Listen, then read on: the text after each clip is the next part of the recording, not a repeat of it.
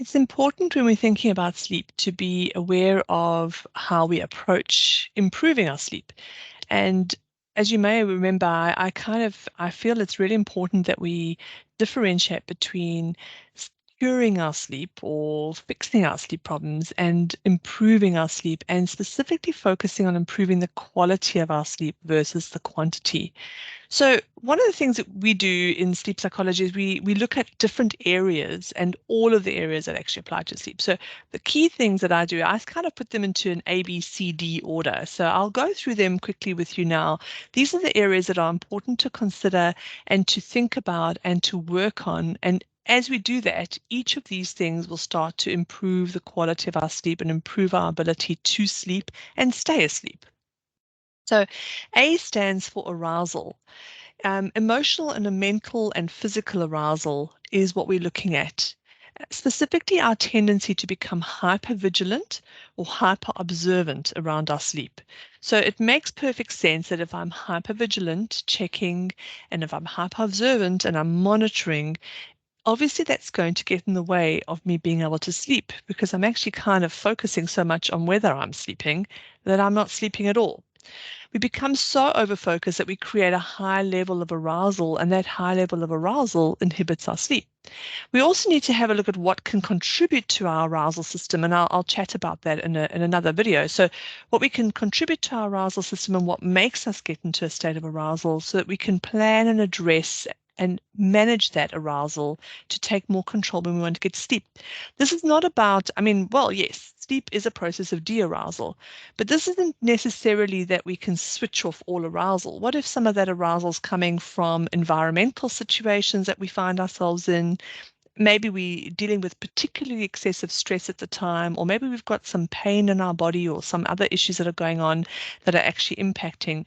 It's actually more about becoming aware of that, accepting that it's there, and then learning some management tools and techniques that we can take control of in order to sleep regardless of that level of arousal, not trying to get rid of it necessarily.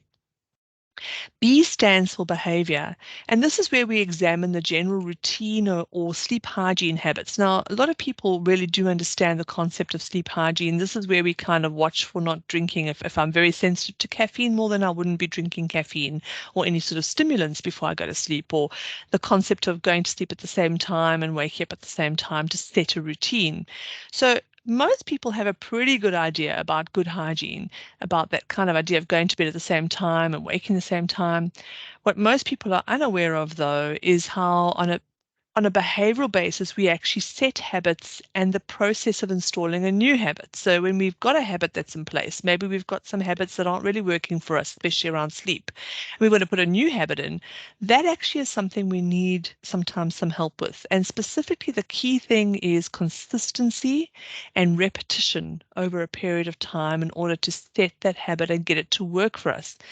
The other thing to think about when we set up behaviors and habits is that we need to work with the body and the brain, not against the body and the brain. So willing ourselves to get to sleep doesn't work with the body and the brain.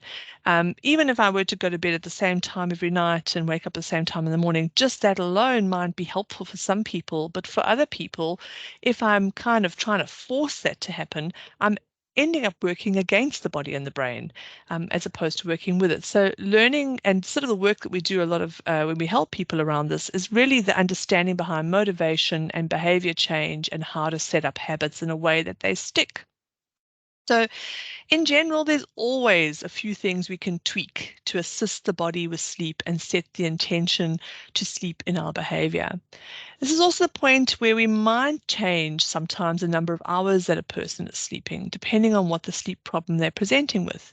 So most people will try something new, but not necessarily persist with it until the habit is set. So here we are looking at learning and how we need to practice something until it's automatic. And we look at learning behavior and understanding how our system likes to automate things and how habits are set and broken and motivational levels. C stands for cognition, and how we think and our preference of thinking can sometimes impact our sleep in a very real way. Our minds can be so used to being active that they tend to carry this into sleep time. Sometimes it feels like it's impossible to get the mind to settle down. If there's something that is bothering us, this can become very intrusive at night time when we're trying to sleep. So this can also happen when we're excited, not just when we've got something that's negative or problematic that's bothering us, but if we're excited or we're creative and we're busy working on something, it's like our mind doesn't sort of stop. Or if we've been studying, it's like our mind then continues to rehearse that work. So in addition, once we have trouble sleeping, our mind might decide that it wants to work out why and begin to do that instead of sleeping. This often leads to a lot of frustration, and we can use certain techniques to help us sleep, um, and sometimes they seem to work and then they stop working. So in a lot of ways, um, sometimes what happens is we start to use a technique and then it works, and then we almost become worried that if we don't use that specific technique, we'll never be able to sleep again. A common example of that is, like, let's say you've got somebody who really likes to, has found that if they put the radio on softly, they tend to fall asleep, or they leave the TV playing and they fall asleep at the TV. But then it kind of becomes a situation that they start to believe that if unless I have that radio playing, I can't get to sleep. And that kind of creates what we call safety behaviors and almost makes us anxious. So now, if I'm in a situation where I can't have that radio on or something's going to happen, I'm going to now monitor and check whether I am sleeping. And of course, the chances are I'm likely to be not sleeping when that happens. So we look at how the brain works during our wake, during versus our sleep modes, and we try to help with that understanding of how to interact with the brain to maximize its ability to help us to sleep. We help people to realize the connection between thoughts and our level of arousal, so that you can start to use a more mindful practice of what's happening and how thoughts are creating that arousal that's leading to no sleep. So learning to detach from frustration and to limit our attachment of meaning to the experience of not sleeping as being problematic or concerning helps us to allow for times when you might experience less quality sleep, because the reality is not every night is going to be perfect sleep. And in fact, we're not aiming for perfection. So we're going to have some nights where we sleep a lot better than other nights, and we'll always have those nights, those odd occasions where things do disturb us or where things are going on in our life and our sleep is perhaps not as optimal as we'd like it. So practicing acceptance and tolerating discomfort are key elements of training that we do to allow our body to do what it knows at night, and that's to sleep regardless of what's going on around us. And D stands for demystifying sleep. So we do have a lot of beliefs around sleep and how it should or should not be. We specifically have beliefs around our own sleep and what we need to function and be in control of. So we could, for example, believe that we cannot function if we have a bad night's sleep, or if we don't have 8 hours sleep, or something along those lines. And it's good to actually then demystify how sleep works and to have a good understanding of how the sleep cycles operate.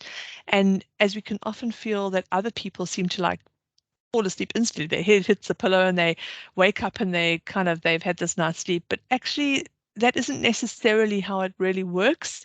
And it'd be good for us to kind of have a look. So we demystify the sleep by having a look at how sleep cycles work, what sort of sleep requirements our bodies really have, and how to kind of maximize those and become aware of them.